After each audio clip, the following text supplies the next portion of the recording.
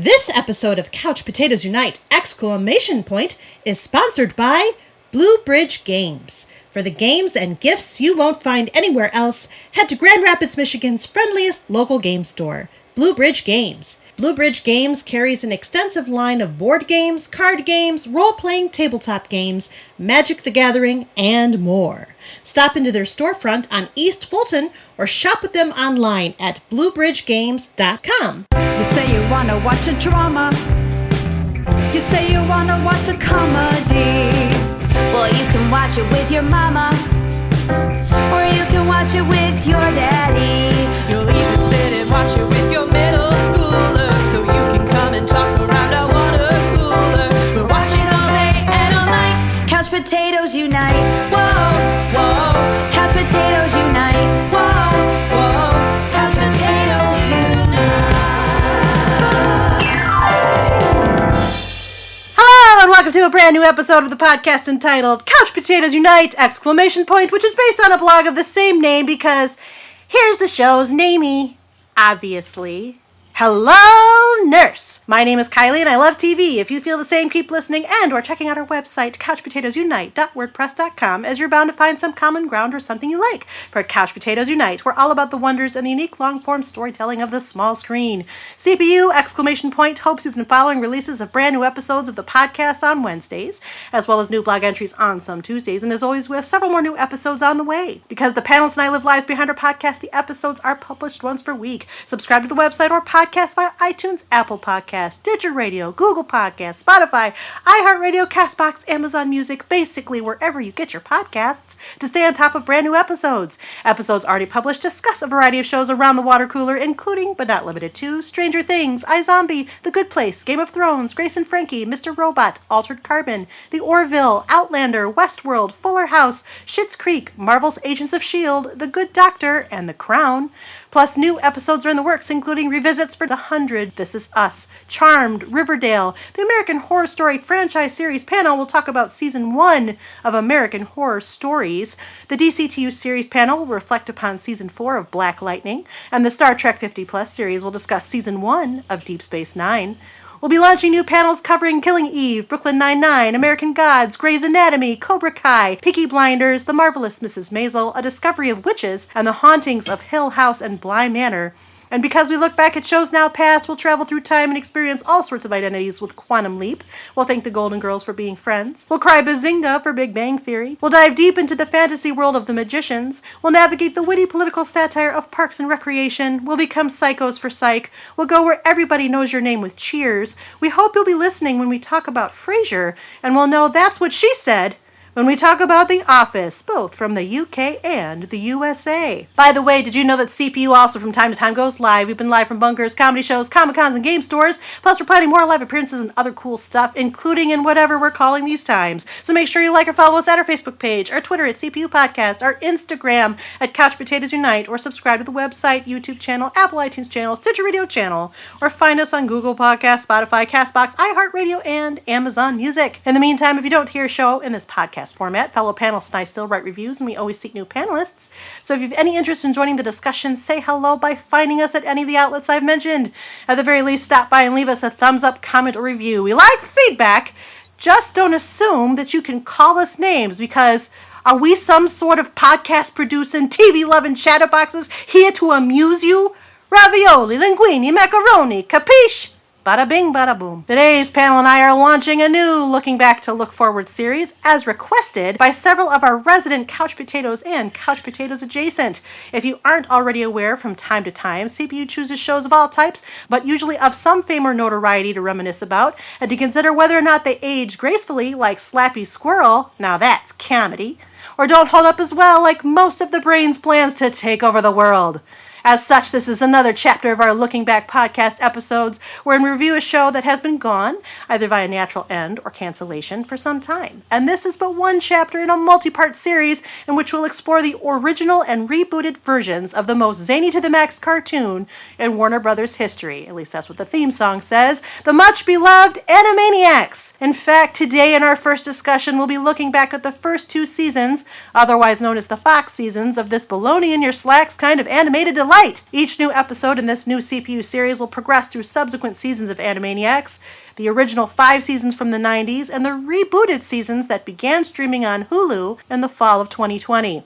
To that end, Season 1 aired from September 13, 1993, this is the original, to May 23, 1994, with a total of 65 episodes, while Season 2, which was compiled quickly from unused scripts, aired from September 10, 1994 to November 12, 1994, and contained 4 episodes. It's a little cockamamie there, but these episodes all aired in the Fox Kids block each weekday and Saturday mornings. We can't get started without a tiny bit of context and a little bit of praise, though, so let's talk The Animaniacs, which is an American animated comedy musical television series created by Tom Ruegger for Fox Broadcasting Company's Fox Kids block before moving to the WB in 1995 as part of its Kids WB afternoon programming block, until the series ended in 1998. It is the second animated series produced by Steven Spielberg's Amblin Entertainment in association with Warner Brothers Animation after Tiny Toon Adventures.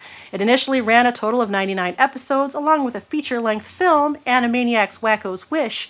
Reruns later aired on Cartoon Network, Nickelodeon, and Discovery Family, which was at the time called the Hub Network. Never even heard of that, but that's what it was called. Animaniacs is a variety show with short skits featuring a large cast of characters. While the show had no set format, the majority of episodes are composed of 3 short mini-episodes, each starring a different set of characters and bridging segments. Hallmarks of the series include its music, satirical social commentary, pop culture references, character catchphrases, and innuendo directed at an adult audience. A revival of the series was announced in January 2018 with at least 2 seasons and a third now announced to be produced in conjunction with Amblin Entertainment and Warner Brothers Animation, with producer Steven Spielberg, songwriter Randy Rogel, and many of the main voice actors returning. The revival premiered on November 20th, 2020 on Hulu. The main characters, the Warner siblings, Yakko, Wakko, and Dot, live in the water tower on the Warner Brothers studio lot in Burbank, California. However, characters from the series have episodes in various places and periods of time. The Animaniacs characters interact with famous people and creators of the past and present, as well as mythological characters and characters from contemporary pop culture and television. While Animaniacs was popular among younger viewers, the target demographic for Warner Brothers TV cartoons, adults also responded positively to the show. In 1995, more than 1/5 of the weekday and Saturday morning audience viewers were 25 years or older. The large adult fan base even led to one of the first internet-based fandom cultures. During the show's prime, the internet news group of alt.tv.animaniacs was an active gathering place for fans of the show, most of whom were adults, to post reference guides, fan fiction, and fan-made artwork about Animaniacs. Animaniacs also won a Peabody Award in its debuting season, as well as 2 Daytime Emmy Awards, and later Daytime Emmy Awards in the categories of Outstanding Achievement in Music Direction and Composition, Animation, and that's it. When Animaniacs won this award in 1999, it set a record for most Daytime Emmy Awards in the field of Outstanding Achievement in Music Direction and Composition for any individual animation studio. In 2009, IGN named Animaniacs the 17th best animated television series, and Animaniacs was also listed among TV Guide's 60 greatest TV cartoons of all time. Today, in part 1 of our multi-part Animaniacs, the Past and Future Shows Name Me series, our full crew of zany to the max Animaniacs fans, including 2 frequent panelists, 2 occasional panelists, 1 brand new voice, and your very involved moderator will talk about the finer and less fine points, if those exist, of the Fox seasons, i.e. seasons 1 through 2 of the original version of this beloved cartoon. It should be noted that all of our panelists have viewed much of the OG Animaniacs series and may discuss sensitive plot points, jokes, sight gags, and other comedic elements best approached on a first watch of a cartoon. So for those of you who have not watched any Animaniacs of any type and plan to do so, first of all, get on that, but second of all, listen at your own risk, as there may be major spoilers. At this time, I'd like to introduce the panel, and this is how this is going to work. Most of them know how this works, but I'm going to remind them and remind you, gentle listener, if you're not new to our podcast, and if you are, well, this is new to you. I'm going to ask the panelists how they identify themselves by their first name. Just their first name, not your whole life story, just your first name. And then tell us how you came to watch Animaniacs, the original now. What made you start watching? How'd you find out about it? What kept you watching? Did you watch everything in that original 5-season run? And how did you watch them? Tell us how old you were. Give a context of your Animaniacs experience, if you would, even if it's later in life. And then I'm going to ask you to rate your interest in the show, and just at the beginning, because we're covering our looking back in 2 parts. So when you first watched the Animaniacs, how did you feel? And I'm going to ask you this along the standard CPU character question, which changes with each show we do. I have an Animaniacs special character question, and as Kylie is wanted to do with the comedies, I'm going to do some impressions. I don't sell them as good ones. I'm just going to do them. Okay? Are you ready for this first question, panel? Yes. Fire away. I know I'm ready. Oh boy. Well, I can feel the vote of confidence in the room, but we're going to do this anyway. So how would you rate your interest in the Animaniacs at the beginning, when you first started absorbing all that is the Animaniacs? The Animaniacs are good dogs. They're definitely good dogs. Like Runt. Definitely good dogs. Good dogs. Egad, brain! Brilliant! Oh, wait, no. Is it really good for laboratory mice to be television critics? Narf! Like Pinky. It's both delicious and faboo. Like Wacko Warner. Like you, it's cute. But you're cuter and you can't help it. Like Dot Warner. As far back as you can remember, you always wanted to be a member of the Animaniacs fan club. It's like being one of the 3 musketeers. Or the good feathers, like Squid. Are you saying I'm a musketeer? Are you saying that I am Annette Funicello here to wear mouse ears for you? That I am some kind of hey there, hi there, ho there, come and join the jamboree punk on a kid's TV show? Is that what you're saying? Like Pesto. Bada bing, bada boom. Like Bobby. Wheel of morality, turn, turn, turn. Tell us the lesson that we shall learn. And the moral of today's story is, if at first you don't succeed, blame it on your parents. Like Yakko Warner. Drivel. You'd rather be making plans to take over the world, which is the same thing you do every night. Like Brain. Okay, I love you, bye-bye. Like Mindy. Arr, like Buttons. Spew! Like Skippy Squirrel. Don't tell them. They might crack. Like Slappy Squirrel. Or darn. There goes my trip to Aruba. Like Rita. Who would like to start? Well, after that introduction, good night, everybody. What are you saying? I covered it okay. But for real, though, who would like to start? I said I can start. Oh, okay. So I'm Michael. Hi, Michael. And I can remember watching the Tiny Toon Adventures back in, like, the early 90s, which was like, well, even going further back than that, I've been a huge fan of Looney Tunes cartoons from, like, my early childhood, like 5-6 years old or something. So, I mean, like, I've been a fan of this type of humor for most of my life, basically, and I feel like that this particular show is the foundation for most of my sense of humor. And so when I first heard about it, after watching Tiny Toon Adventures and hearing Steven Spielberg presents, I was like, oh, cool, another show like Tiny Toon Adventures. That's going to be awesome. And then, of course, I started watching it, and I was immediately drawn to the zaniness and the silliness and all of the pop culture references that I would get, like, really easily, because I've been, you know, watching Looney Tunes cartoons and old movies for as long as I can remember. So I was like, ha, I get that, and that's funny. And so basically I just was super obsessed with this show from, like, when it started. I can remember watching this well into my high school years. So I can remember watching it in 93, so I was 11. And then I went to high school in 96 when I turned 14. And then I can remember watching it well into, like, my, like, junior, senior year of high school, which is 98, 99, so 17, 18 years old. Yeah, because I'm a nerd and I watched cartoons when I was in high school. Big deal. No one's judging here. Yeah, so I've been super obsessed with this show since I was a kid, and it's probably one of my favorite cartoons of all time on television. So, but when it comes to the character reference, I feel like I'm more of the Wacko Warner in this sense, because I think it's both delicious and faboo. Or as he says, faboo.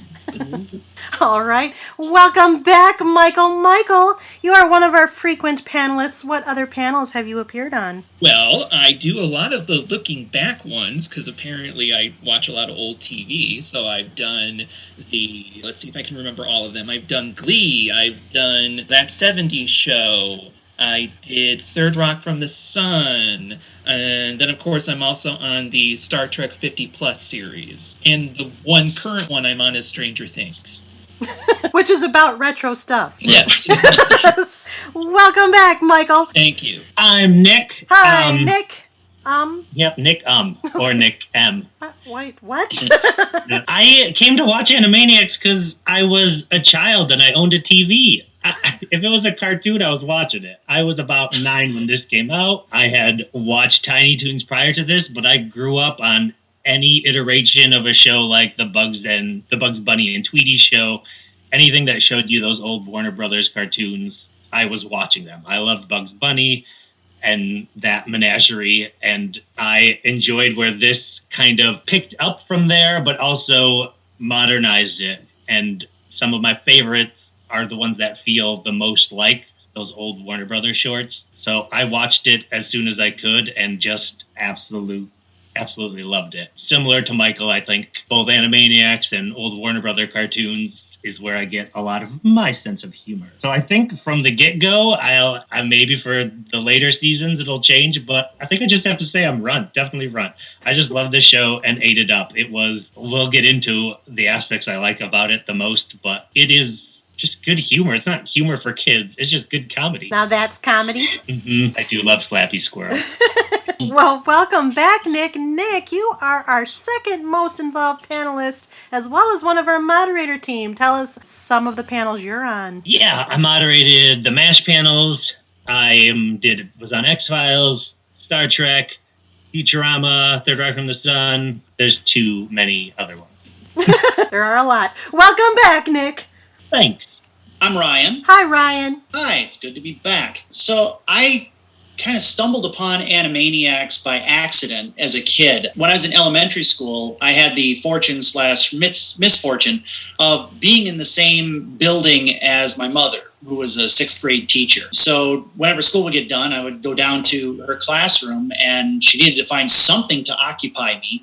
And as it turned out, she happened to have one of those classic TVs on a cart that we all loved to see as children of the 90s. Those were good days. She had one, and not only did she have one permanently in her classroom, but it was hooked up to cable. And so I would just turn the TV on at the same time that Animaniacs was really gaining steam in the 90s. Mighty Morphin Power Rangers was also entering its heyday, and I was a big Power Rangers fan as a 3rd grader and 4th grader and whatnot. So I'd turn the TV on, and if it was on a little early, Animaniacs would be on. And cartoon, young kid, same as everybody else, grew up watching Bugs Bunny and Friends, Looney Tunes show, Tiny Toon Adventures, that sort of thing. And I'd watch Animaniacs, and as I'd be watching it, I'd be going, man, the humor here is really smart. Even for me as a 9-year-old, 10-year-old, 11-year-old, I was getting a lot of the references and the pop culture things that were happening, and a lot of the songs, very well written, that were also making me learn stuff, which is not what I was expecting from a TV show on Fox at the time. And I watched it all the way through the Fox era, and then kind of lost it after it went to the WB. But since it's come back onto Hulu, I've been trying to stream through all of it and catch up 20 some odd years later. As far as who I would be, given that the way I kind of stumbled upon it, I guess I would have to blame it on my parents, as the Wheel of Morality says, like Yakko Warner. But I'd also have to say I'm a little bit like Squid. You know, as far back as I can remember, I've always wanted to be a member of the Animaniacs fan club. Fair enough. Welcome back, Ryan. Ryan, this is your second appearance. What other panel are you on? I was a panelist for the Orville. And you still will be. There's more seasons of that coming. And I am very eagerly looking forward to those. As am I. Welcome back, Ryan. I'm Christian. Hi, Christian. Mine's kind of just a mix of Ryan's and Nick's. It's just like I discovered it by virtue of being 8 or 9 when it aired, and it was on TV, and I was in front of a TV a lot. Yeah, I'm also probably just in the run camp. I will suffer very, very little ill to be spoken of Animaniacs. And yeah, like Ryan, I don't remember. We didn't very often. We kind of had cable sporadically in my family when I was a kid, so I don't think I was able to follow it over onto, because I think that was before WB was on. Was it PAX or whatever carried the WB stuff? But that was later around turn of the millennium, I think. So I don't think I must not have seen after the Fox years. But yeah, I'm looking forward to Hulu binging as I can. And did I already say I'm a run? I'm a run. You did say you were a run. All right. Christian, this is not your first time around the water cooler. What other panels have you been on? Truth. Arrested Development, and was it Firefly was the live one? Firefly was the Wickenbridge? live one. Back in the days when we could do, well, maybe we can soon, but, you know, Yeah. before the times. The panel will just be wider because we'll all be 6 feet apart. That's right, exactly. Extra wide lens. Way to think through this, Christian. Welcome back. I can't figure out Zoom, but I can figure out 6 feet of distance.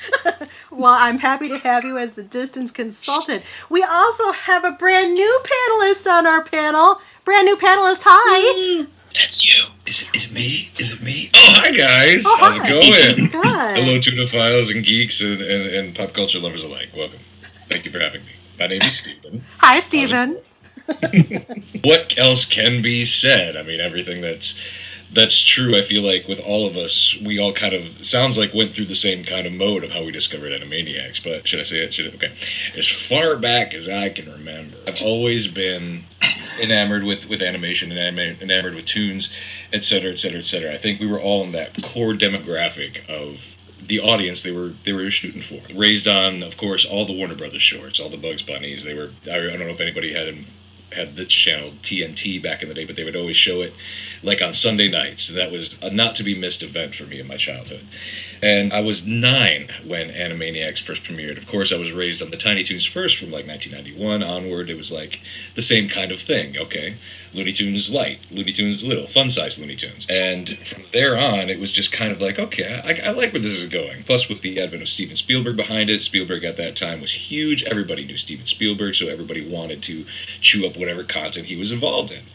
And animation, ever since his first bout in animation or adventure in animation with American Tail way back in the day, I was like, okay, this guy gets the genre, but also is giving us quality, not just, run-of-the-mill Saturday morning cartoons like you would get in the late 80s, et cetera, et cetera, et cetera. There's truly a reason why the 90s are the renaissance of animation. Animaniacs, I think, is one of the staples of that era. They were trying out the new comedic sensibilities with Tiny Toons, trying new things, trying new zingers, trying new of-era jokes or pop culture references.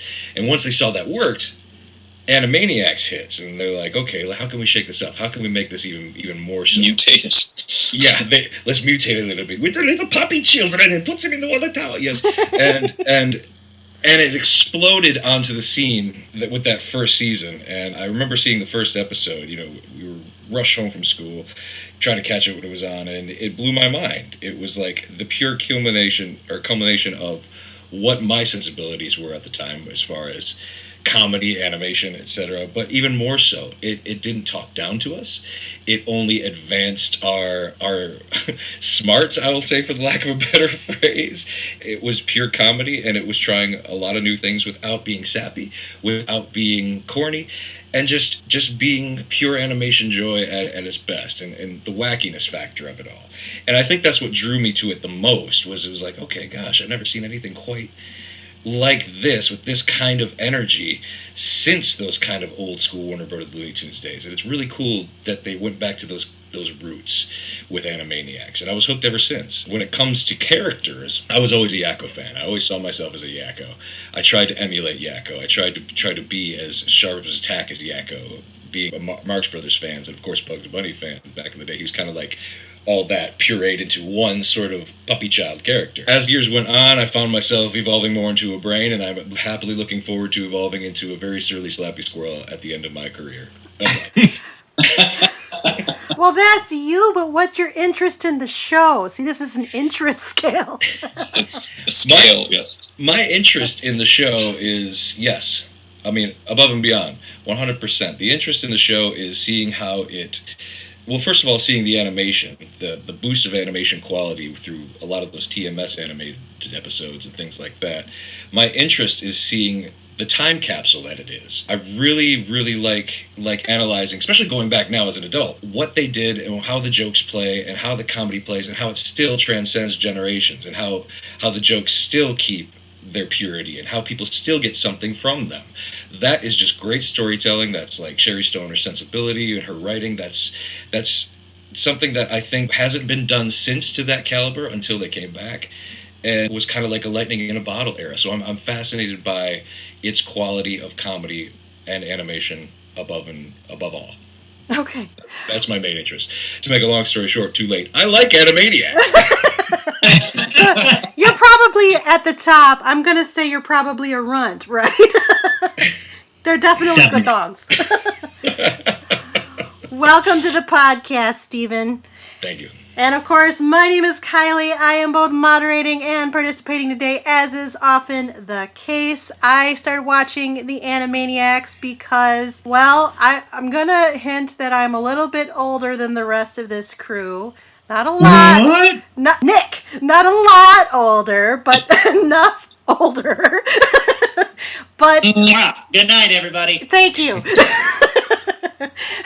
But I had younger siblings, and we all actually gathered around the TV to watch Tiny Toon Adventures, and then it became a serious transition into the Animaniacs. And Stephen is absolutely right. This is a cartoon that never pandered. It is smart. It is witty. It is rapid fire. It demands that you actually think through some of the jokes they tell. I just restreamed the first 2 seasons just to refresh myself, and there were jokes I heard that I had not remembered that I was like, I could not have gotten that as a young teenager. I just could not. Like the fingerprints joke. Exactly. Just for prints. No, fingerprints. I don't think so. I mean, oh my god, if I was an adult at that time watching it, I would have been like, way to fly under the radar. Good Exactly, job. right. A lot of it had to have flown over my head, and I'm not like super worldly, but I'm, not dumb. So there was a lot of smart jokes. So I loved it. And in fact, I loved it so much, I voraciously consumed it then. I'm happy to rewatch it now for this episode. This is my all-time favorite cartoon. I mean, I wouldn't call myself a pure connoisseur. I do enjoy animated television a lot. But of the animated television that I have consumed, that I have watched, that I have enjoyed, I can easily and honestly say that Animaniacs is my number 1 favorite of all time. So to that end, I think they're good dogs. They're definitely good dogs like Runt, although I am going to add a multiple, which will make Nick get all upset, although his wife isn't here, so I don't care. Well, he used his last initial, so I think That's you've true. got some leeway this time. Well, thanks, Christian. I'm also going to say that it's both delicious and faboo, because Wacko Warner's my favorite character. Why is he my favorite character? Does anybody know? Because he was made to sound like Ringo Starr. I was gonna say it's either because of the Beatles connection or the belching. Either or. Yeah, does she like belching classical music? Well, maybe a little column A, mostly column A. So, welcome to the Animaniacs panel. As I indicated in the intro, we're going to be covering the original series, all 5 seasons in 2 episodes, and then we're going to go season by season with the revival, which has released its first season last fall. A new season is coming out in November of 2021, and then a 3rd season was announced probably for 2022. So this is a panel that will have lots to say, but we're going to reflect, we're going to wax nostalgic, we're going to go back in time to that original Animaniacs experience, and really, this is the have at it. Talk about whatever you want. There's so much, there's so many jokes and songs and characters, and wherever you want to hit first, we'll go. I mean, one thing that I loved about the show, and I didn't catch a ton of it when I was a kid, but absolutely as I've been streaming it more recently. You said there's so much, and there's so much on screen. There are so many little Easter eggs everywhere that you can see. It's very, very clever. Pop culture references, classic Hollywood references, various little tidbits, cameos by people. And some of them are very blatant, and the musicals play the Animaniacs theme as the characters run across the screen being chased by the guard in the middle of King Arthur's court. Not something that you'd expect to see, but they would do that sort of thing. Or they'd have Pinky and the Brain walking around in the background. There's so much, they don't just focus on the main characters in the story. It's the whole picture that they're trying to convey through that. I absolutely loved watching that, especially as an adult. Yeah, I can't tell you how many times I would watch these episodes throughout my childhood and even today, and it'd just be like watching them. I mean, I've watched them so many times repeatedly because they were on every day, and then, when they would be sold into syndication, they would you never knew what episode was coming up, so you'd tune in and it would just be like, oh, I love this episode. Oh, I love this one. A lot of times when I got older, it's because I recognized it. And when it was new, it was just like, oh, what's going to happen this week? What's the fun one?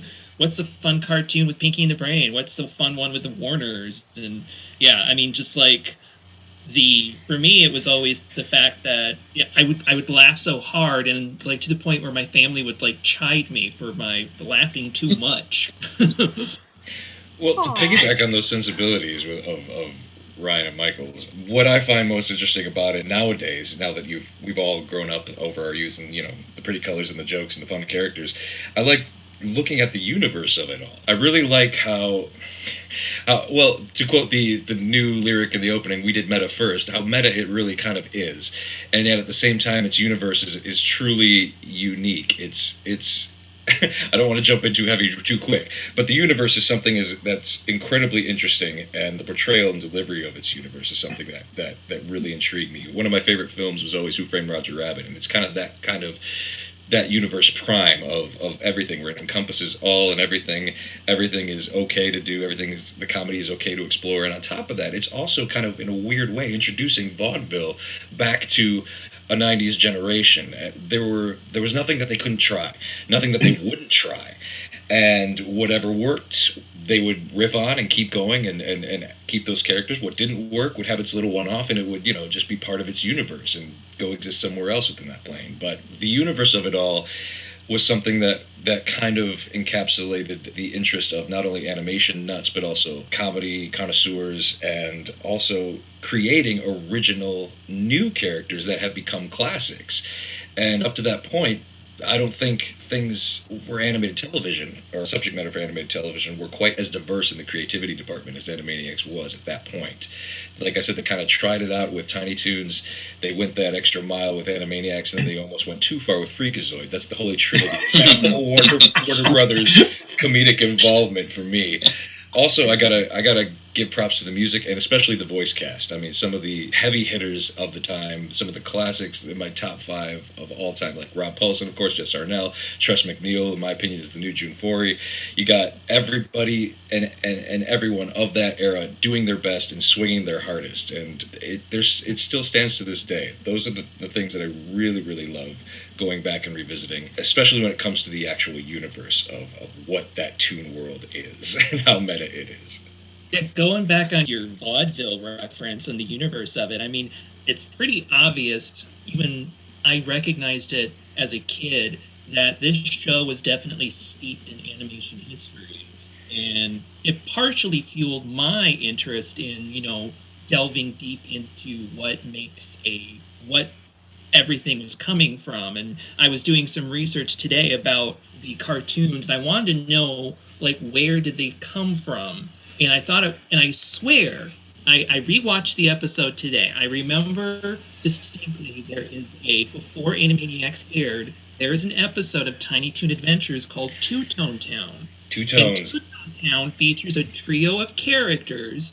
It was 2 foxes and a kind of a big, tall dog type character in black and white, and they're washed up cartoon characters that live in the black and white area of the Tiny Toon Adventures universe.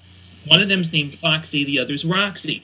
Now, you can see when you look at the episode, the character design of Foxy, Roxy, and I think the dog was called, oh crap, I just watched this episode. It was like Drippy? No. No, it was like, dang, I don't remember. Somebody out there will probably tweet at us being like, you idiots, it was something dog. Tweet at us, CPU Podcast, if you know the answer. So, the characters design for these 3 characters was very similar to the Animaniacs. And so I was like, well, I swear that was the origin right there. Although it's interesting, I found out that it's sort of tangentially part of the origin. Actually, Tom Ruegger, who was the executive director of the series, or not executive director, he was like the main creative force behind it, Tom Ruegger. He created a trio of characters, and before he met Steven Spielberg, that was these platypus duck characters, and they were based on his 3 sons. And these were the characters he used as the basis for the Animaniacs. And it was suggested by someone, I can't remember who when I was doing the research, that they needed to tie it more to like a different design because they didn't want to use the platypus duck because it looked too much like Plucky Duck, basically, from Tiny Toons. So Tom Ruger was walking around the Warner Brothers lot and he saw the Warner Brothers water tower and was like, oh, hey, that might be fun to use as sort of like part of the origin story of these characters. And then he got the idea of, and I was reading, there's a quote where he says he remembered doing the Tiny Toon Adventures episode with the Toon Town characters, and he realized that he could use that character design, and eventually that became the Animaniacs. Turns out, Foxy and Roxy are actually Warner Brothers characters from the 1930s. And they were featured on only like 2 or 3 cartoons. So it's amazing that the history that this show is steeped in, and you wouldn't necessarily realize it when you're watching it as a kid, but I think it's amazing that they actually did their homework. Oh yeah, I agree. The Inkblot tunes are in their own vein of themselves, and it's goopy. To let you know, the dog is goopy. Foxy and Roxy were rip-offs of Mickey Mouse and Minnie Mouse, although some would argue that Mickey and Minnie were rip-offs of the characters that were created first. But anyway, the 1930s was kind of a weird Felix thing. the Cat, anybody? Yeah, right. Bosco? Oswald the Rabbit. It's that was the style, and people were trading animators back then. So a lot of what Steven was saying, I loved how much Animaniacs took what Tiny Toons did and was like, oh, we don't have to just do what's our version of Bugs Bunny, what's our version of Daffy Duck. They just were full on creative. We're gonna have a chicken who thinks he's a guy. Like, I just love how the swings they took. I love Chicken Boo. It's so dumb. It's so I admit that Chicken Boo is not my favorite because it's so dumb. I love Chicken Boo for how absurd it is. They never realize it's a chicken, but every time they're always shocked. Right. I love that Chicken Except Boo for one wants person. To be A giant chicken! Yeah, there's always one person who says he's a giant chicken. So, Nick, you were saying. So yeah, I just wanted to piggyback off Steven with that, how the progression from Animaniacs, they didn't just, or from Tiny Toons to Animaniacs, they didn't take a baby step. They really went, I don't know how they pitched this to a studio, except for saying, hey, Steven Spielberg's behind it. So, because like the idea of a network being like, kids don't care about the Warner Brothers water tower. They're on a movie lot. That's not what kids want. That's what I just assume Thaddeus Plotz would say if someone was pitching it to him. Sure. And I also feel like we could talk about the voice actors for an hour alone. Frank Welker, anytime Frank Welker is not just animal sounds, I love it. It really seemed like there was a time period there where Andrea Romano just could not miss with the selection of voice talent. You should explain who Andrea Romano is. So The voice casting director, I believe. Yes. Mm-hmm. And not to mention throw in not only just great vocal talent, but also great singing talent. I mean, Bernadette Peters. Yes. Rita. Oh my gosh. A Rita and Ron episode I knew was going to be special because we'd get to hear Rita sing. And I think that was also a major influencer for, wanting to emulate that, wanting to be that kind of thing, especially in a theatrical sort of sensibility. There was room for everything and everybody, not just the crazy animal sounds like Frank Welker, but also the beautiful melodies that somebody like Bernadette Peters could deliver. And some of those songs and some of those performances still resonate today and are still punch hard. You're not always going to get a home run, but swing hard and you never know what's going to happen. And yeah, absolutely. That's one of the major draws still to this day for me of it is just the off-the-wall absurdity. It's pure tune for tune's sake. Tune's going to tune, as I like to say, and they are tuning hard in this series. So if you have that sort of tuning mindset, there's always something to get from it. Even it doesn't matter if you're 5 or 50. It's just pure what it is. It's not condescending observational humor like you get a lot of times in tunes today, which I don't necessarily agree with. They are actually trying, and I miss that sort of sensibility and creativity, especially with the diversity of characters. The vaudeville sensibility again coming in. It might be a Slappy episode. It might be a Goodfeathers episode. It might be a straight Warner's episode. Maybe you never knew what you're going to get, and that was the reason to keep showing up. We've mentioned music. When you mentioned the music, I mean, it was on Tiny Toon Adventures where I believe, I don't remember if it was Spielberg himself or it was somebody else, like the music director of the show, was like, we have to have a full orchestra like they did in the original Looney Tunes. And they did. They had like they actually brought together a full orchestra for the music of this show and Tiny Toons, and I want to even say, like, you know, Batman the Animated Series, which is a Warner Brothers cartoon, the Superman cartoon, like a lot of these, like, Warner Brothers animation of this era used full orchestra in order to score their cartoons, which was incredibly rare at the time. Yeah, this is when the studio orchestra was long dead. Yeah, so, I mean, the fact that they brought in Bernadette Peters, that helped me in my childhood. That inspired me to get more into Broadway. Because I was like, who's Bernadette Peters? Oh, I remember her from Pink Cadillac, the Steve Martin film, where... I can't remember. I can't. Heartbeeps, anybody? Anybody? Sorry, that's a Clint Eastwood movie. But anyway, I remember her from the movie Jerk. Cadillac with Clint Eastwood, but then it was like, oh wait, she also did this, and she was on the Muppet Show, and she sings one of my favorite songs on the Muppet Show. Yeah, so that helped me be like, oh hey, she's cool, and I should find out what she does. Oh, she does Broadway? Cool. We've mentioned Rob Paulson, Jess Harnell, and Tress MacNeille, who of course voiced the Warners. But I feel like of the voice actors and actresses that you've mentioned, we cannot neglect Maurice LaMarche. No! Yes, not only does the brain, but has a million of the little one-off voices that come in and out because he can chameleonize his vocal cords in ways that not a lot of people can. And I do want to mention here in a kind of wax nostalgic flashback that I went to C2E2 back before the times canceled Comic-Cons, and the entire Animaniacs voice cast was there, and I went to everything that they were remotely showing up at, and it was so delightful because they just went in and out of all these different voices, and it made me so excited for the revival, obviously, but it also just made me reflect on everything in every episode that I'd ever watched, which is all of them.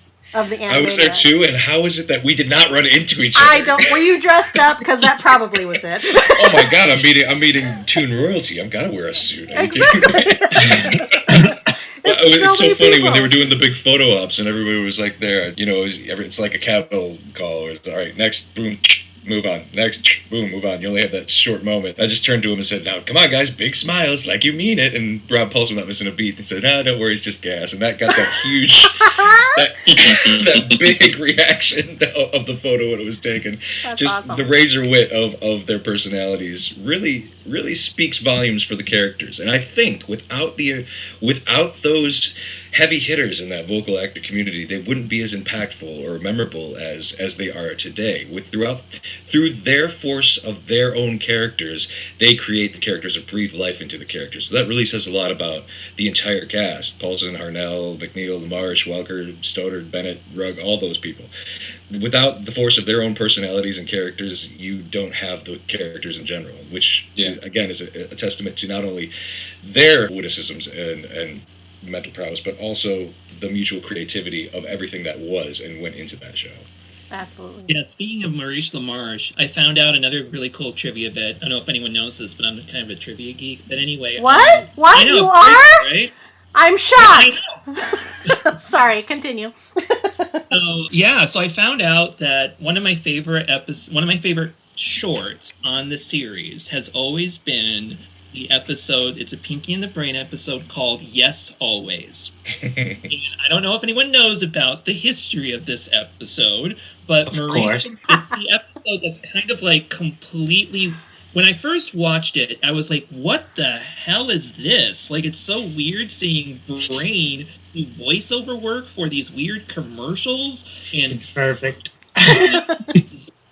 Is like the voice director on the show, and it's just like this weird thing that I'm watching. I loved it, but I was just like, I have no idea what's going on here. This was really weird. But then, later in life, in college, I found out that what Maurice LaMarche, who was the voice actor for the Brain, was doing was a almost verbatim recreation of a famous outtake of Orson Welles, who, if you don't know, the Brain is a voiced caricature of Orson Welles, and he's doing basically an almost verbatim recreation of a famous outtake of Orson Welles trying to do commercials in like the 70s for these frozen peas. So it's a big bit called the Frozen Peas Tea.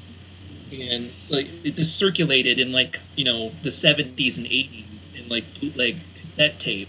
And so Maurice LaMarche would actually rehearse when he was like warming his voice up. He would do this bit of the frozen peas bit. And that's actually how he got the job on Animaniacs. Walked into the audition and he recited verbatim the Orson Welles Frozen Peas tape. And everyone was like, this is amazing, you're hired. Is this why there's Citizen Citizen It's one thing to do an Caney? impression of Orson Welles, but it's also another thing to do an impression of Drunk or imitating Orson Welles so well that you get the job. There's more to that story too. They wrote that script for him, and he had no idea. So he went in and just started reading it, and he basically said it was one of the worst days of his life before he came, because he just came from a good friend's funeral, Sam Kinison, the comedian, and he almost didn't even come to work because he was just so depressed. He was not in the right mindset. But he starts reading the script, and it was just pure joy, like, to go through it, and he just loved it. And I can't believe it's something they produced. This just drunken ramblings of Orson Welles is it's amazing. Everyone should YouTube the actual Orson Welles thing, because it is great. It's also really cool because the other characters in that are one-off characters of like, oh, I'm the engineer, I'm the director, I'm the producer. Those are actually, that's really Tom Ruger, that's really Andrea Romano, that was the voice director, and that was like all of the people involved in the show in that role voiced their own character in that episode. It's just like, that episode is so insidery baseball, and I love it. So I wanted to repeat that. Is this why the show, so Citizen Caney. Thank you. That is my favorite of the the rhymey things at the end. But my favorite episode is the episode where they jumble up all of the characters so that you have the Brain and Mindy, and you have, I'm not going to remember all the combinations, but they're all mixed up together. I remembered it from watching it when I was a kid, when I was watching it and I was so excited when it came back on, because it's that standard classic, mix them up, spook them up thing where they just put the characters in a tossed salad bowl and toss the salad, and I love that one. It is so funny. I think I remember the Mindy and Brain one the best, because Mindy and Brain are really funny together, because he's commenting on her the way he would comment on Pinky, and she's still doing her, okay, I love you, bye-bye. It's so The idea absurd. of Brain as a babysitter is horrifying. Yes, but comedy gold. I also love Slappy doing the Warner, being, taking the place of Dot in the Warner sketch for that one, because she's literally just reading the script. Yes. Yes. Yeah. She's got the script in front of her, and she's just like, is this my line now? And she also says, that's it, I'm not doing the script. We're doing it my way. So it's very fun. Yeah, and for all of us who have done theater or have been in the performing arts before, we've all been in situations like that, or we've known somebody who's done that, or we've wished we could do something like that. And kind of just one of those things that you really connect to as an actor, seeing, and even though it's an old archetype, still something that you recognize. I also was super excited. This is just one part of an episode, but forever, my entire life, have I always remembered the short where Slappy and Skippy are at Woodstock. Just because they riff on the Who's on First thing with Who's on Stage. Yes. Not the band. The band will play later. I love that one too, and remembered it, and can almost recite it when I was watching it again, which was kind of scary because it's been a while. So Who's on stage? Yes. Oh, Yes is on stage? No, they're not even at this concert. I like Skippy's taste in music. Yes, he's got some pretty badass taste. With all the classic characters within, the first couple seasons, or that have become mainstay Animaniacs characters, there are also those one-off characters that are just so great. That'd be an interesting. Who's your favorite one-off Animaniacs character that you haven't they would only got that one featured spot as opposed to like being a regular in the series. Personally, for me, it's got to be Francis Pitt Pumphandle by Ben Stein. Oh, That yes. episode where he's just droning on and on and on. They finally met their match. They are the insanest puppy children tunes in the world, and yet they can't take this guy. He's driving them crazy. That episode still kills me. And then their eventual acceptance of just like, okay, this is life now. That was comedic gold of him just tuning hard on them on a level that they are not ready for. Francis Pitt Pumphandle. Ben Stein's performance still kills me to this day. One of my favorite one-offs. I absolutely love that episode. I mean, when I was rewatching it for preparation of this podcast, I decided instead of like paying attention to the Warners this time, I would pay attention to Ben Stein's monologue. It does not break. That is a continuous monologue throughout the entire episode. You could easily recite that whole monologue, and I use it as an audition piece. It's actually really brilliant, the fact that there's no, like, even though there's a time jump in the episode from, like, night to day, his monologue does not break in that time jump. So it's a continuous stream of conscious monologue, and it's actually quite brilliant writing. Can you imagine Ben Stein showing up in the studio and going, Ben, we just need you to talk for 10 minutes. 10 minutes straight. Just talk. Anything you want me to talk about? Nope, just talk. Tape's rolling. Here we go. It was Bob Barker, and he was eating a cheese ball and bologna sandwich. I was trying to think of a specific one-off character, but I think Francis would have been the one I would have chosen, although I do love the horse that becomes Pinky's girlfriend. Oh my gosh. That was a beautiful episode. It was a beautiful episode. Even I could find love. His is better than mine. You'd make Rob Paulson proud. Nick, you were going to say... I don't know if I have a favorite one-off, but I do love, and these are one-off characters. I like the shorts when they're basically harassing historic figures, Abraham Lincoln or Beethoven. Like the Michelangelo episode is great when they're painting the Sistine Chapel. Oh my. Yes. Hey, if you like to paint naked people, that's we love painting naked people. And the great thing about those like historical figures is that a lot of them are like based on old-time movie actors that played those characters in a movie. So, like, the Michelangelo character is basically a caricature of Kirk Douglas playing Michelangelo in the movie. Like, the name of the movie is escaping me. I'm sorry, film nerds, but there is a movie where Kirk Douglas plays Michelangelo, and that's basically the riff. So, yeah. Yeah, they would dig deep with their not only visual cameo references, but also their own catalog references, you know? And if you, as a kid, you'd think it's just a funny joke, haha, oh, that guy's funny. But then as you get older, if you get into that film, cinema, animation history, whatever, you're kind of like, wait a minute.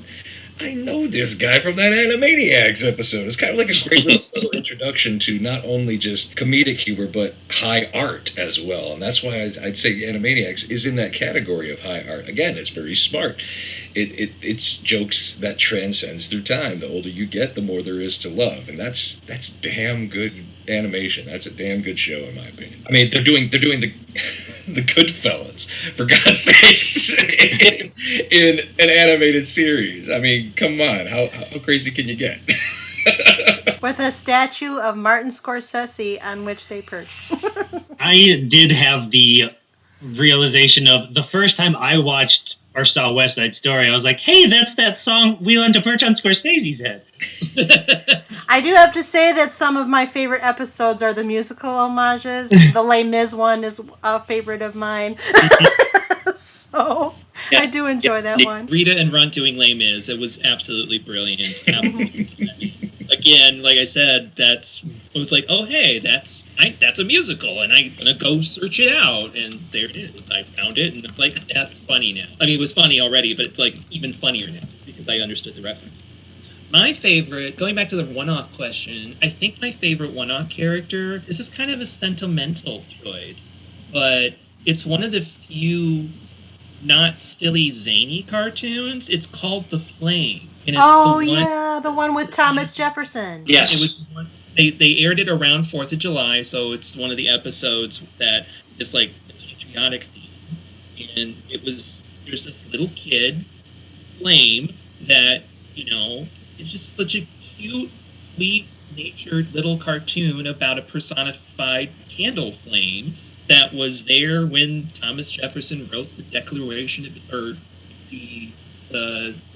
Independence, right? Yeah. Yeah, I like the flame because the flame is just a cute little sweet cartoon. It's not the silly, zany thing that Animaniacs is known for, but I think it's just a really nice little cute cartoon, a one-up cartoon. It has heart. There's room for that in that era, for sure. They can get just as crazy, but they can also get just as deep and emotional. And it was okay to do that. I think that's a very good example of a one-off character because it teaches some sort of empathy.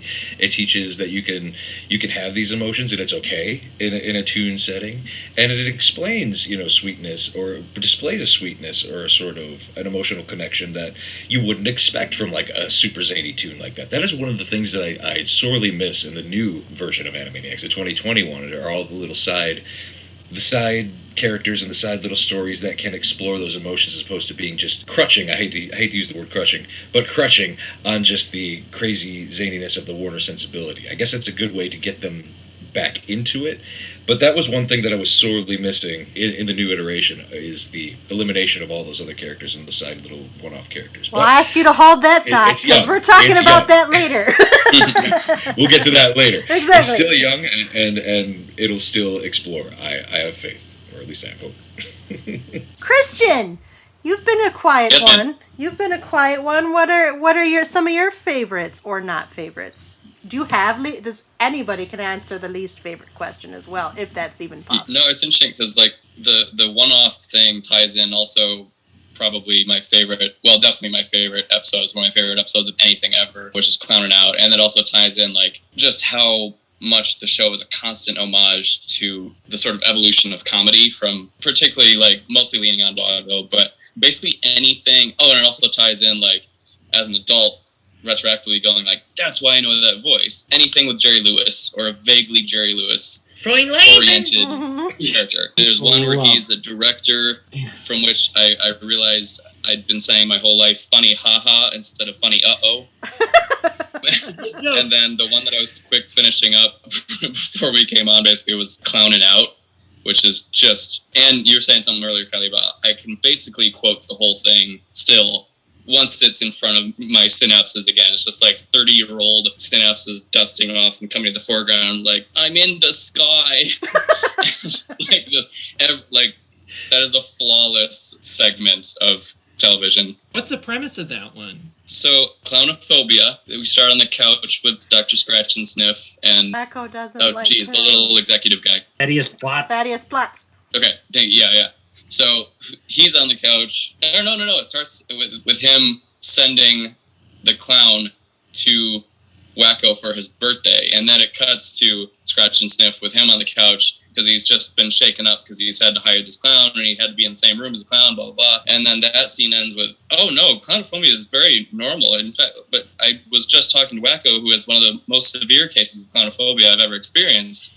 I would hate to be the clown that ever interacted with Yakko. And then it just, zooms in on the Blatz's glee, who then they cut to occasionally watching the water tower from his window in just sadistic joy as this clown is being pummeled and flattened, etc., etc. Is that not the one where they hide under Ralph the guard's backside? No, okay. I don't recall that moment. Yakko and Dot. There is that moment. It's just maybe not in that short. What was that? I said there is a moment like that. It just must not be in that short. There's probably a few. His backside is prominently featured often. But yeah, so Yakko and Dot are just like playing hide and seek. So they're almost not in any of the episode. It cuts to them at one point just being like, is he ever going to find us? With just their eyes in the dark. But yeah, it's mostly just an episode of Yakko just making this clown regret ever being born.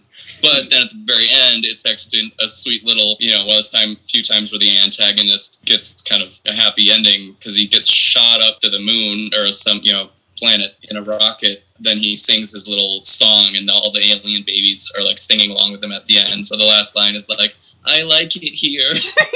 Yeah. And then, yeah, there's at least, like I say, it's kind of a one-off, kind of not, because like, I know there's at least one at the time, just in season 1, of where I think it's actually Jerry Lewis, though, is the character. Mr. Who's Director. Character name. He's directing the Animaniacs and something. And yeah. As a kid, you just have no idea. You might be aware of the Jerry Lewis character, but the way that they are completely doing both the clown that he portrays, Jerry Lewis portrays, but the pretentious real-life Jerry Lewis. Yeah. It's amazing once you have heard and seen him in interviews talking about how impressed he is with himself. Yeah, because I hadn't really seen... I just randomly was watching interviews of him weeks ago, maybe a few months ago, and then rewatching that director one. Because like when Jerry Lewis is being serious, it's a kind of uncomfortable thing, but like they even nailed that. And yeah, you don't know who he is as a kid probably, but it's just like the voice. That is a voice that will stick in your head for decades, and did. So. Well, I actually knew who Jerry Lewis was when I was 11, so I recognized it, and being like, oh, that's so cool, they're doing a Jerry Lewis bit, and knowing that it was a Jerry Lewis bit made it even more funnier to me, and I love the Mr. Director character, and the absolute, just like, again, doing their homework and being like, yeah, that's how Jerry Lewis was, is that he would talk seriously about comedy in that, I want funny, ha-ha, not funny, you know. And what about funny? Uh-oh. I love that joke. It's one of the greatest. So, yeah. Uh-oh. So, do you have a least favorite? I'm going to put mine out there. It's not Chicken Boo. That's the second to the least favorite. Oh, let me guess. Is it Katie Kaboom? No, I actually enjoy Katie Kaboom. I never liked that very much at all. Look, if you were the parents of a teenage girl, which apparently my parents were, me and my sister were called Katie Kaboom at least once in our life. They found that short really hilarious, and now I have nostalgia attached to it. No, my least favorite of the shorts of the characters that recur are the hippos. Flavio and... The hip hippos. The hip hippos. They're not in much, though. No, they didn't. Yeah, and I think there's a reason. They're just...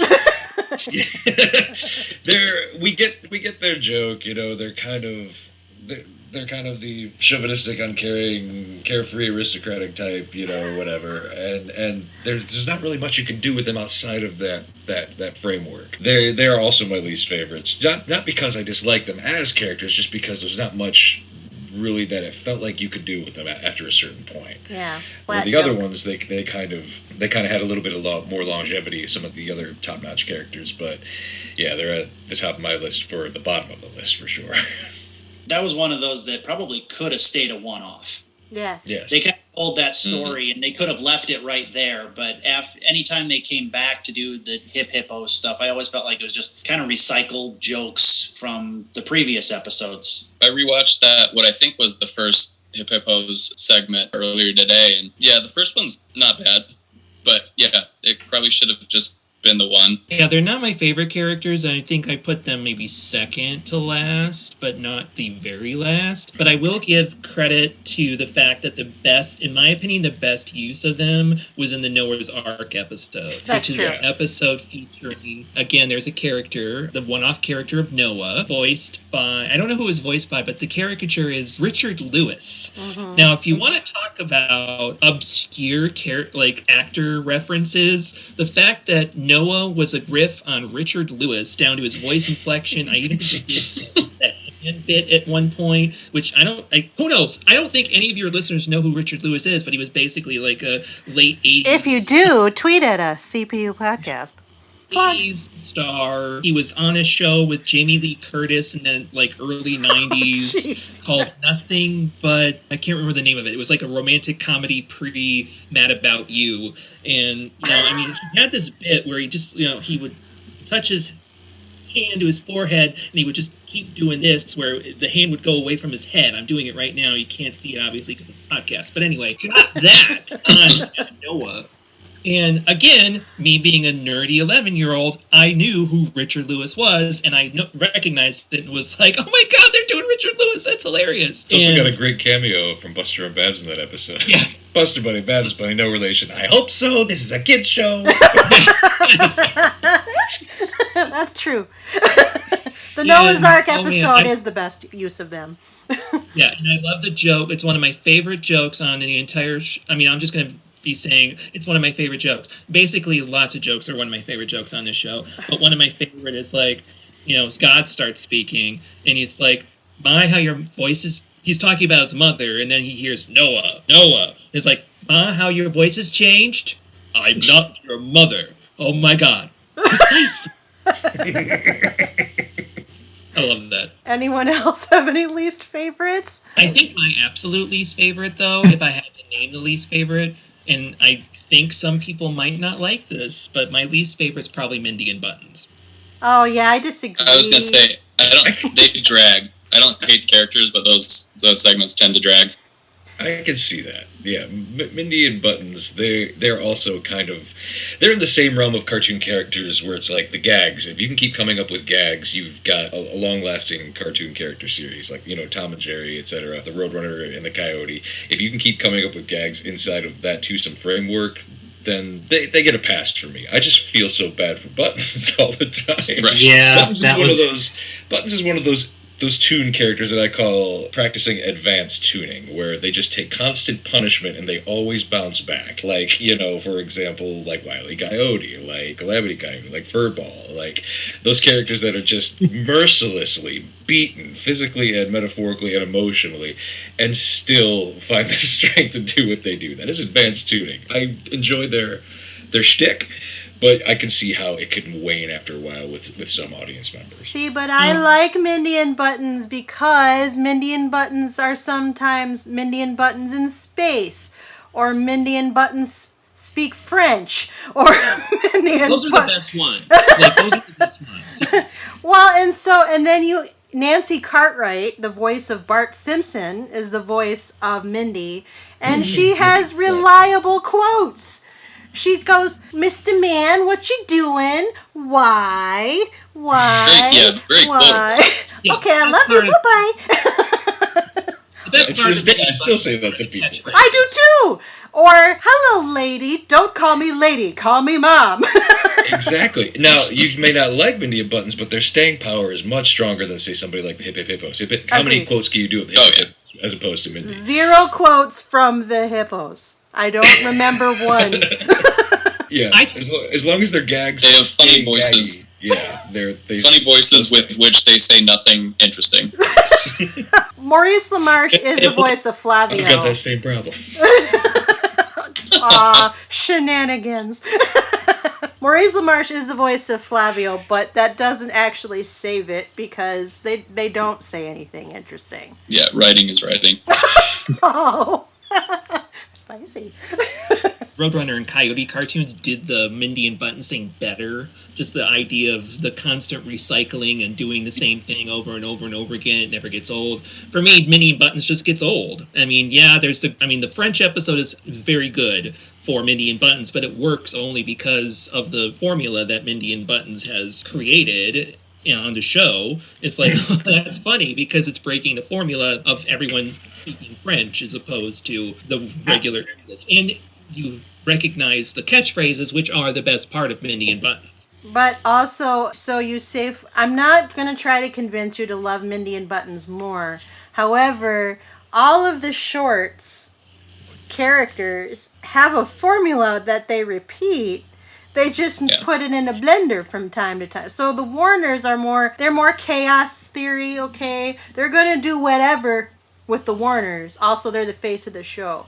But Pinky and the Brain follow the same formula. And I love Pinky and the Brain. They're like... They do the same thing every night. Every night. They try to take over the world. Narf. Okay? And the Good Feathers... You're right. And the Good Feathers are always doing something to save Squit or Pesto. Squit says something that offends Pesto, who says, "Are you saying I'm some sort of try here to amuse you? Is that what you're saying?" "No, I'm not saying that. You are calling me that." Yes, that's what I'm saying. That's it. Boom. So there's formula through all of it. I guess it's just what you respond to. I I enjoy the Mindy voice, and I enjoy the shtick because it is an homage. I like it because it's an homage to Wile E. Coyote and Roadrunner. And It's not only an homage, it's the old shorts. There was a lot of "I'm chasing you" and this horrible thing happens to me. Yep. This does put that on its head, where it's Buttons is trying to protect Mindy, and these things happen to him. Right. I will say, as a kid, I felt so bad for Buttons, it made it hard to enjoy as a kid. Because why is the dog getting hurt? Yes. And then the episodes generally end with like the mom yelling at him, saying he's a bad dog. Yes, dog. And he'll never get. I wonder if he ever gets any treats. Does he ever get treats? He better. In my head canon. Okay. I think being an empathetic person, that really infuriated me as a kid. And just being like, being angry at the fact that even though I know it's comedy and that's the joke, it's like, oh, poor Buttons, he's doing all this work for Mindy and he just gets scolded. Oh, that's funny. It infuriated me because I was like, no, it's funny, but it's wrong. I've had a few relationships like that, so I was used to it. Wow. I guess it is meta in all the ways. What character I do miss that I always enjoyed, that I hope they explore the same kind of like little one-off sensibilities. Not really a one-off character. It did happen every once in a while, but it's little. One time, Randy Beeman when I was Colin. His name is Colin. And then we all got some pudding and then we ate it and then Randy Beeman laughed so hard the pudding came out of his nose. Okay, bye. Little moments like that. I really miss. Just little quick. Okay. Let's go. The vignettes. Yeah, good idea. Bad idea is another thing that I've just been quoting since it aired my whole life. It's time for another good idea. Yes. And that was just inexplicable skull character. Mr. Skullhead. Yeah, Skullhead. Mm-hmm. Like, maybe somebody's got some forumy insider knowledge on that one, like Orson Welles, but I just like, is there a reason? I mean, there doesn't even... Obviously, as a fan of Animaniacs, I don't need reasons for things, but like, I'd be curious. He's a total bonehead. I mean, he's boneheading his way through life. Think of what they could do with that in the modern Animaniacs. Good idea. And something to having a podcast over Zoom. Bad idea. Not turning off your webcam after you think it's done. Something like that. Think of what they could do. I think they really should dig deep. I miss those little creative thinking outside of the box moments. And Mr. Bonehead or Skullhead, whatever you want to call him, is definitely one of those up there little recurring gags. Yeah, he's Mr. Skullhead, the little boy that comes out and talks about Randy Beeman's name is Colin, and I remember that because my brother's name is Colin, and so I always threw that at him. Something else too with Mr. Skullhead. Remember that back in the late 80s, early 90s, there was a whole series of cartoons or commercials involving the crash test dummies. Yes. His design is very similar to that, and the kind of abuse that he takes is similar to what the crash test dummies would go through in their little PSAs and whatnot. So it's another one of those little homages to pop culture, not necessarily major pop culture that we remember vividly years on, but one of those that if you lived in the time period, you'd absolutely remember. Oh yeah, crash test dummies commercials. Anybody remember that actually tangentially episode that the Crash Test Dummies had that was all fully CG? It only ran once on Fox and then it was never seen again. I do actually remember that. I didn't watch it, but I remember it. Just like on after dinosaurs. I had a Crash Test Dummies car as a toy when I was a kid from that cartoon, Steven, because it was on long enough that they had merchandise. I remember only seeing that one pilot that slick and spin, get the job done. Anybody? Write in if you remember that. I'm just disappointed that the theme song wasn't done by the band, the Crash Test Dummies. That's a missed merchandising licensing opportunity right there. Maybe. Like Godsmack Light. Crash right through a wall and... I think they could afford more than a one-hit wonder. That's all I'm saying. Oh, I love this panel. You guys are great because you come with the pop culture to match you the say pop. that, but you don't mean it. No. I mean it. Another sort of tangential nostalgia moment. There was a pop quiz, and which Yakko took to mean he was going to be quizzed on which pop he was about to drink.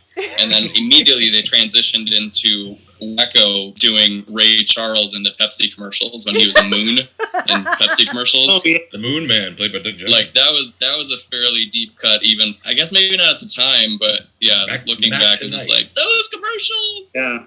Ray Charles did commercials. Let's be mind blown on that right there. But I guess that segues into a good question. Of all the songs, top Animaniacs song. I had the Animaniacs quote-unquote soundtrack on cassette tape way back in the day. Had them all, coming out of the tower and whatnot. I had all their top hits. Played that thing religiously until I wore out the tape. But in your opinion, favorite top-tier Animaniacs song that you still sing or still holds up today? I guess The Nations of the World gets a pass. Everybody loves that one. Outside of that, go. I also had the cassette tape that I listened to, and somewhere back in my hometown, that cassette still lives, and I know it still works. So I got to find that thing and transfer it onto CD or something. But actually, my favorite song is the President's song. Yes. That actually... Yes. I made my performance debut in 5th grade in the school talent show, singing that song along with the tape, doing all 3 voices in front of the student body and all the parents. see, now that's the tape you need to go find. Oh, yeah, that, I'm sure that...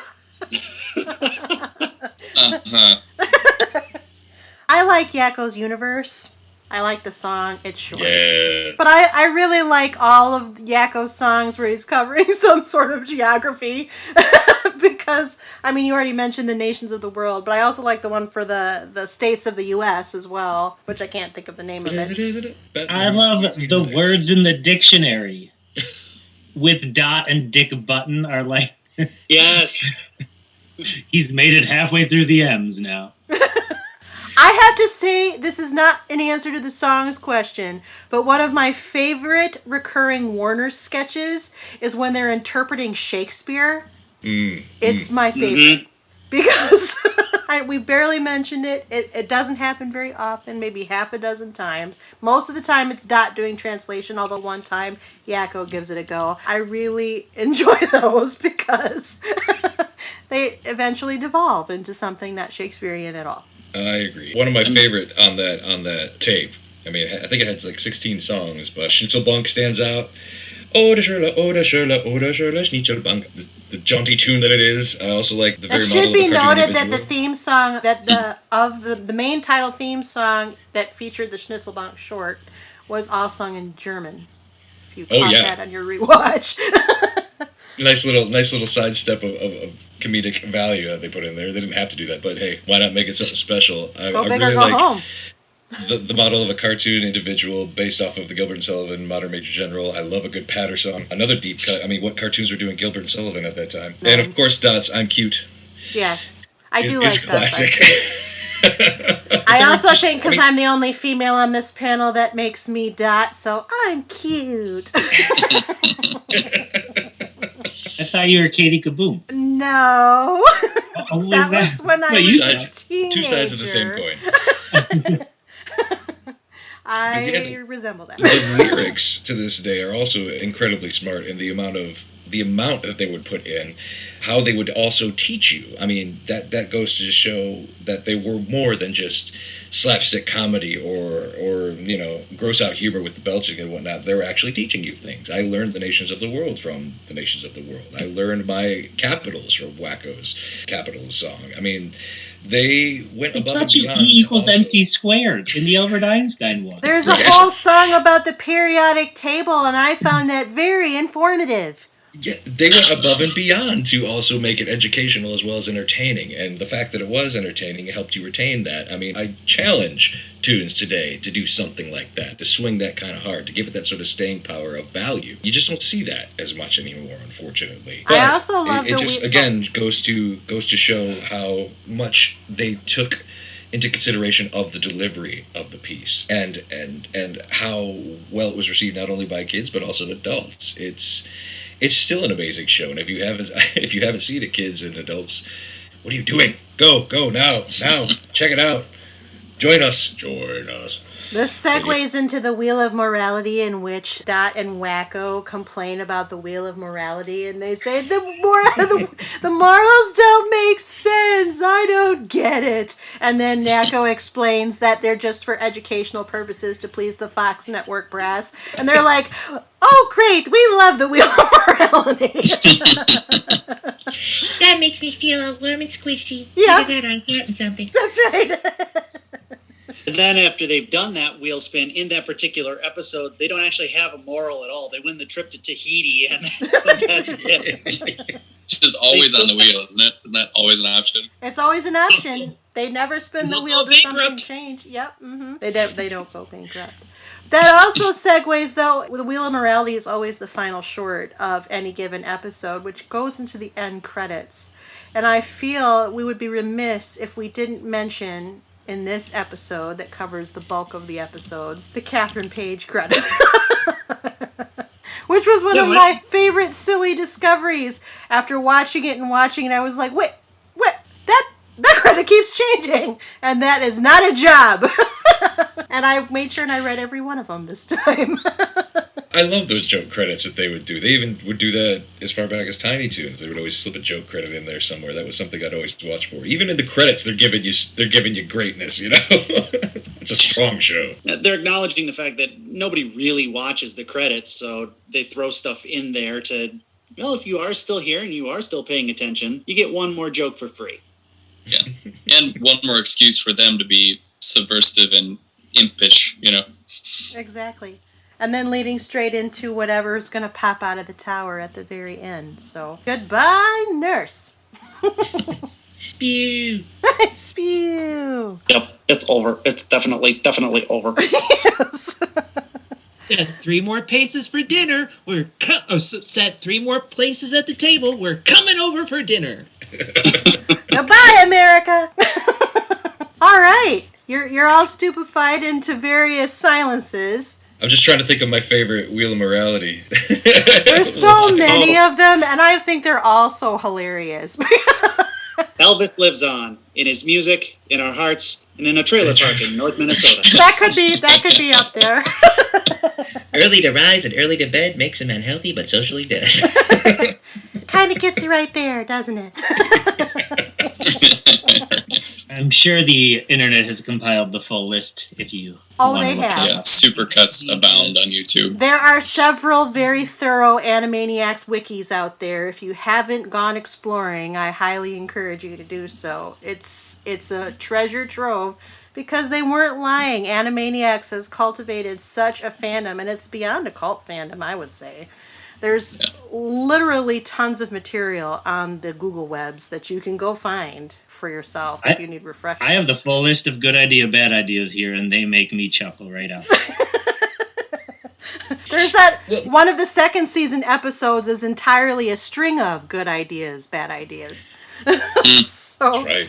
Also thinking about not only how it affected us as kids, but also affect the quality or set the bar sort of higher for other tunes of the era that came after, you know. It is a major influencer. It still influences to this day. And I think it is a little lightning in a bottle gift that all of us through some things That's still kind enjoy of to this you. day and that people can still go back and get more of. I am only excited to keep diving into the realm of the Warner Tower and to see what it has to offer for this modern generation and its influences there too.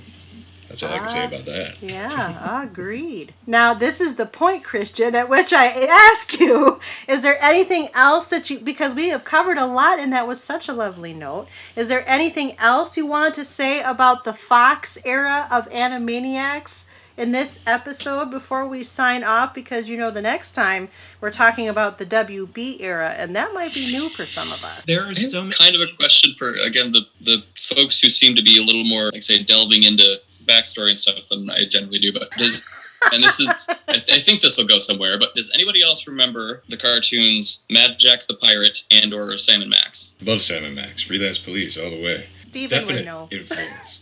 I was trying to remember what, like, I mean, I guess I could Google this, but it's just like what networks those were on, because I recall those from childhood being the only things that came sort of even close to the level of sort of, edginess in 90s cartoondom. And if those, happen to be Fox, again, just because those were also pretty short-lived, I believe, as good things on Fox historically tend to be. Those were definitely part of that Fox era. Animaniacs existed, created by Steve Purcell before that, but the fact that that content got an animated show green light speaks to the idea of, okay, we can be a little more edgy. That era of tunage, I think, was totally influenced by the edginess and the creativity of Animaniacs, and they were trying to compete for sure.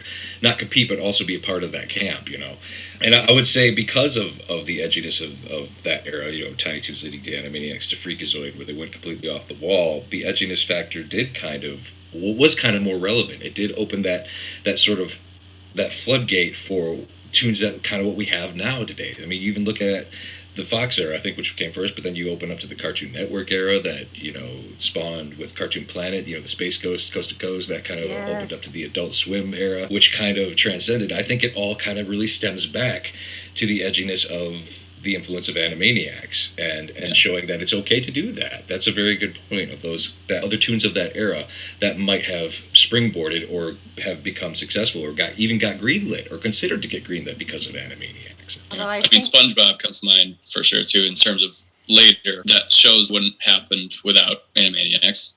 I think it's pretty safe to say. That's going even further back to the Nickelodeon era, the 1990, 1991. You got your Ren and Stimpy, you got your Rugrats. I mean, even before SpongeBob, we wouldn't have SpongeBob without those crazy edgy tunes of Nickelodeon. That's a whole different podcast. That is a whole different podcast. Maybe some people should want to talk about the Nicktoons. And I think I think you sideswiped at Firefly just a moment ago, Christian, with your Nothing Ever Lasts on Fox. Yeah, I will. That speaking of things that could be their whole podcast, like I will rant about things I've loved that Fox has killed. There's at least an hour of ranting about that to be had, for sure. Fox was great at greenlighting anything and horrible at giving it time to find an audience. Yeah.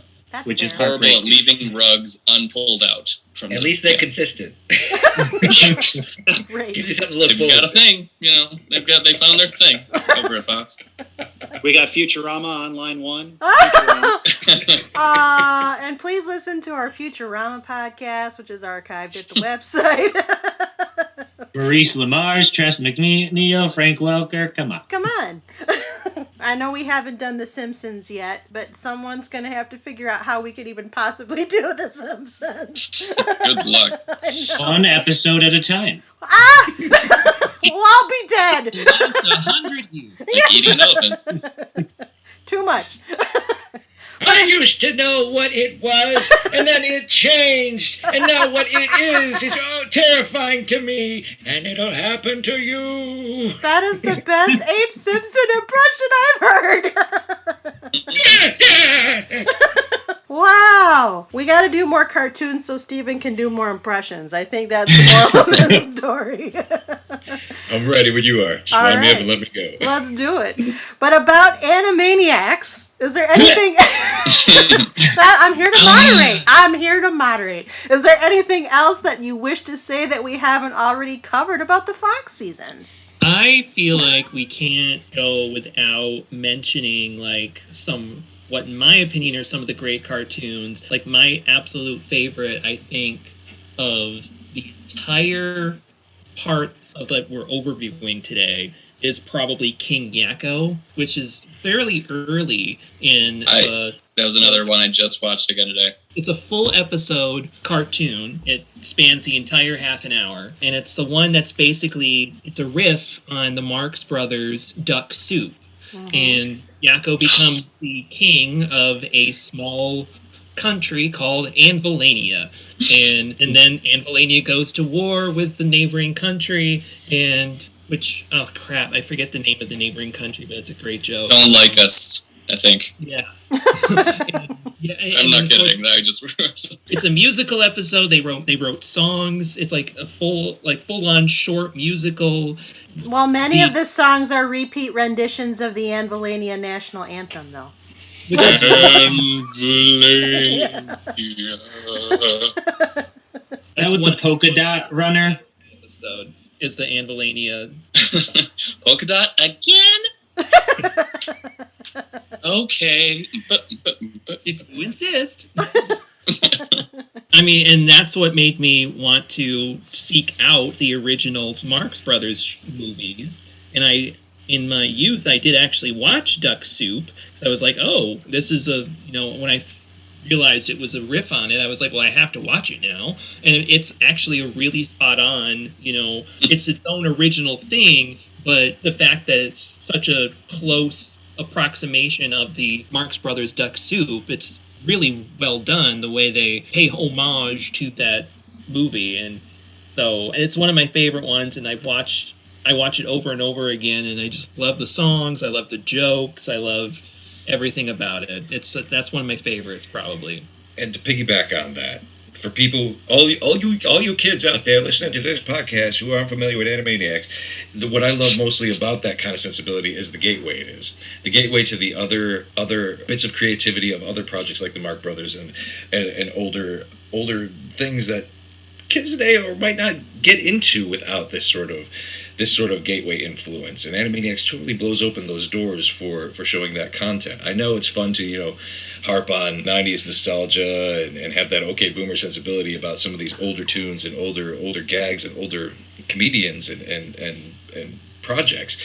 But check it out. Check some of those stuff out. Check some of that stuff out for sure. If you haven't seen it, if you like Animaniacs, allow yourself to be open to those doors as they open themselves to it, and explore some of this content. If you haven't before, it only gets better from there. And Animaniacs is a great springboard to start from. I mean, within 2 episodes, either before or after the Duck Soup homage, is a Seventh Seal, like where they're playing checkers for the fate of Yakko going, That's having one of my died favorite or ones not too. from a meatball eating contest in Sweden. Yeah. Just like, Well, and it's Of also course. it's Of course also it is. around the time that Bill and Ted's Bogus Journey came out, so it was riffing on the thing that was riffing on the thing. So it's the seventh, because Bogus well, Journey that's riffs on the excellent. seventh seal. You sunk my bat We're getting some Inception level riffing here. There is very much. It's awesome. It's one of my favorite episodes. In a future episode, I'd like to talk about the universe and the Toon Universe Prime as a whole, which got me thinking when I was watching Animaniacs. All you Toonophiles out there, all you Toon heads, where does the Toon Universe begin? What universe is Toon Universe Prime? Think about There the is no anime. spoon.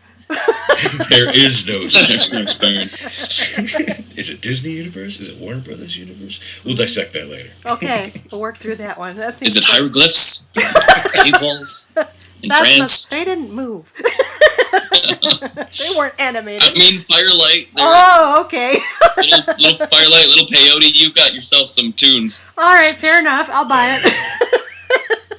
We can't add a drug reference. That's weird. Well, I mean, I also love the episode where they go to hell. The short where the Warners go to hell and they torment the devil. I mean, that's like the epitome, in my opinion, of the idea of the Warners tormenting somebody for an entire short. And it has one of my favorite jokes. Again, I say that a lot this episode, but it's one of my favorite jokes of the whole series is when, the devil is going to torture them and he's like, behind this door is one of the worst things in the entire world. And he opens the door and it's a hippie whiny protest song.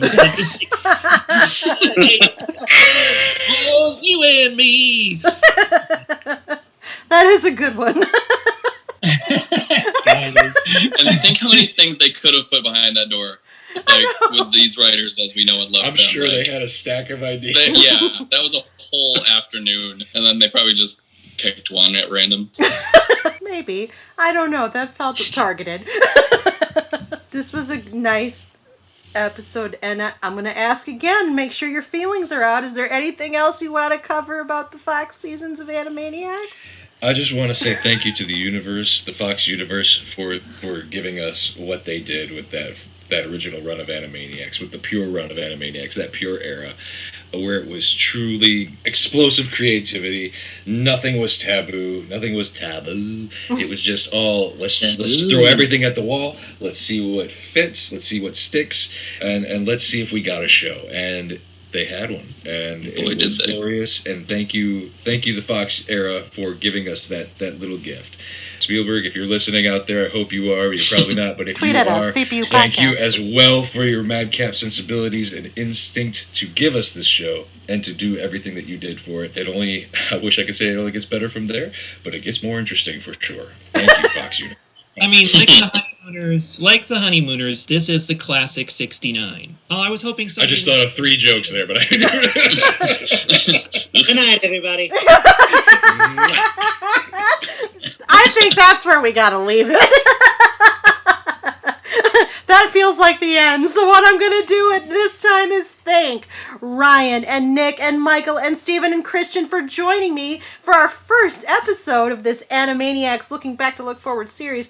Don't you worry, friends and toonheads, as Stephen calls you. We got more Animaniacs to talk about, including the WB era and the revival seasons. But before we do all that, I have to roll some credits. Couch Potatoes Unite! Exclamation Point was produced by Back Pocket Productions, run by yours truly, the Chief Couch Potato, which is really another way of saying executively produced by me, Kylie Piette. My associate producers are Krista Pennington and Selene Rezmer. I edit this podcast, and our logo is by Rebecca Wallace. Our marketing graphic artist is Krista. Our theme song was written by Sarah Milbratz and sung by Sarah, Amy McDaniel, and Kels Rezmer. Kels played the keyboard, Ian McDonough played the bass, Christian Somerville played the guitar, and the whole shebang was engineered by Kyle Aspinall and Christian. We hail from Grand Rapids, Michigan. Please, if you like what you hear, take the time to rate us, give us stars, provide comments, or review us wherever you get your podcasts. Apple, Stitcher, Spotify, iHeartRadio, CastBox, and Amazon are just a few of the places you can find us, but we're also on YouTube. We have our website. Otherwise, feel free to tell us how we're doing, what we should add, subtract, keep, or toss. You know how it goes. And if you have suggestions for shows we might consider, contact us at our website where we have a guest book, by email at couchpotatoesunitepodcast@gmail.com, our Facebook, our Twitter at CPU Podcast, our Instagram at Couch Potatoes Unite, or wherever you get your podcasts. Though, of course, we have new and old shows to chat about around the water cooler all the time, and always have new episodes coming down the pipe. Just listen to our intros. If you miss old episodes or want to know in general what shows we cover, just search for us. Find us wherever you do searchable things on the internet. Don't forget that exclamation point, or contact us via our website, our email, our social media accounts, and to stay up on all the new events and episodes by our humble little podcast, Couch Potatoes Unite! Exclamation point. Until the next time, Animaniacs, both the original series and the revival, are available to stream in their entirety on Hulu. In the meantime, our Animaniacs panel will next reconvene to discuss seasons 3, 4, and 5 of the original series, i.e. the WB seasons, and part 2 of this Looking Back series very shortly. So until next time, until next episode, new episodes are published every Wednesday. Keep listening, keep watching, stay tuned! Good night, everybody. Bye.